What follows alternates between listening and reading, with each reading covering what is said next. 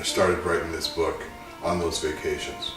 So after a few years, I gathered up all the pieces that I put together, everything that I've written, printed them all out and read them all, and decided it was just awful, just terrible. It was every cliche from every fantasy novel I've ever written. So what I decided to do was take it from the beginning. The basic premise of the story I still loved. The basic characters of the story I still loved. So what I wanted to do was strip away all those conventions, all those cliches, and write the book that I really wanted to read. I really wanted to write a story about these characters.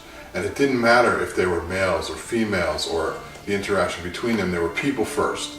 And that was the approach that I took. These people came together to face almost impossible odds from an unseen enemy. And this book, as it turns out, has stripped all of those conventions away from the fantasy genre. The main characters are female. They're twin sisters. But they're not caught up in their emotions and what those feelings will cause them to do. They have a job to do. And there are sacrifices to be made. And both sisters have to make sacrifices regardless of how they feel. Those feelings are in there because feelings are part of the people experience, but they're not driven by them. They don't spend a lot of time inside their own heads. So the whole idea came from writing or rewriting all the stories I had read as a child, and then tearing all of that away and really sitting down and crafting the story that I wanted to read. The Seeds is a story based around a race called the Taros. Now, if you can imagine what the Earth would be like after humans have destroyed themselves, how long it would take the Earth to come back. The planet would regreen itself, the insects would come, then the birds, and then the mammals would return to balance the ecosystem. And the Taros are those people.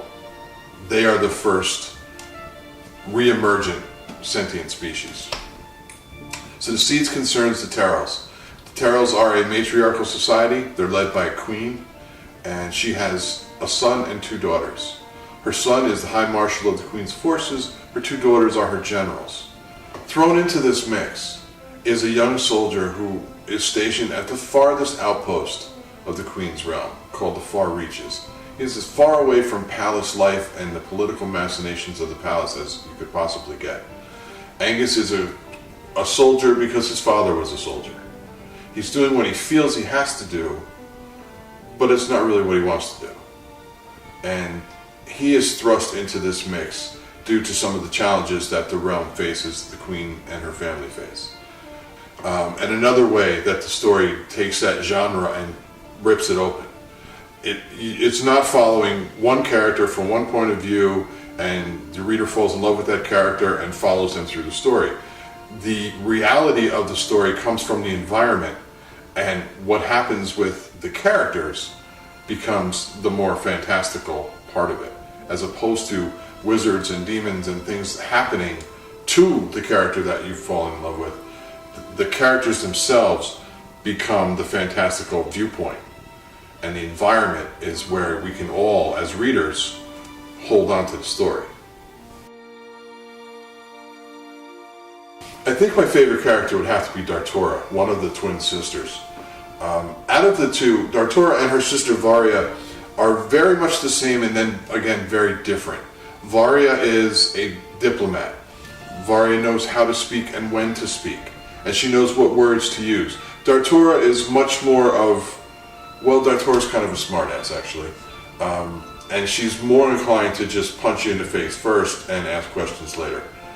Politics and the political machinery that goes along with running an entire kingdom holds no sway with Dartora, and she treats everyone the same, as if they are all way beneath her.